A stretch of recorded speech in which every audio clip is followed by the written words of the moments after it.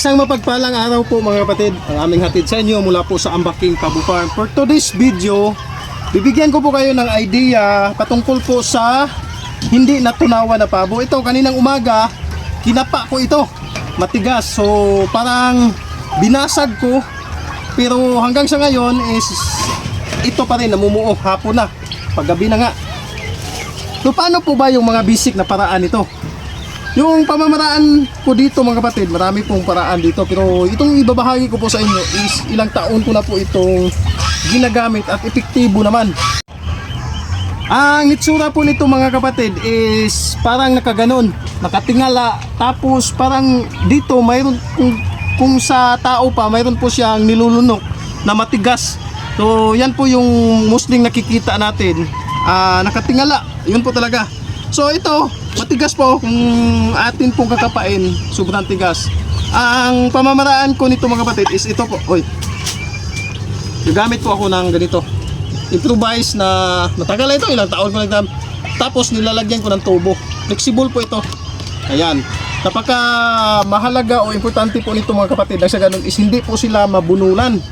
Kasi nga yung daanan ng hangin at daanan ng patuka o pagkain nila is magkasabay lang po yan dito sa harap. Tapos sa baba ng ilalim, yun po yung daanan ng hangin. So ipapasok natin yan mga kapatid, tapos saka natin ibubumba.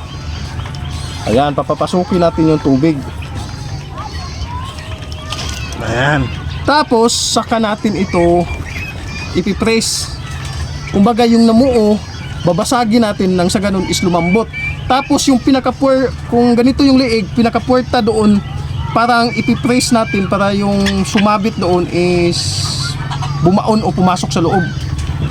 Or parang ipaikutin natin yung pagkain na namuo dito sa kanilang balon-balunan.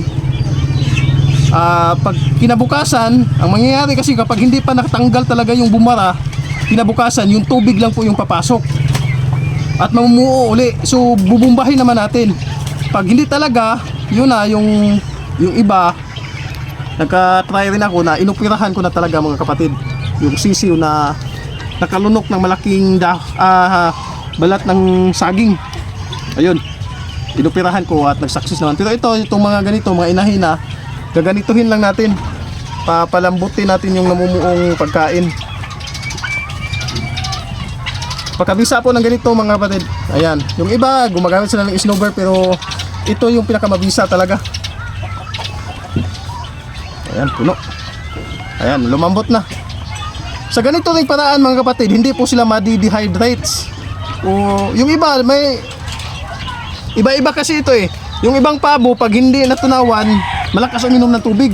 Yung iba naman, hindi iinom ng tubig. Kagaya nito, hindi siya uminom, kaya talagang namuo yung kanyang butsi. O, ayan. Yan po yung aking paraan mga kapatid.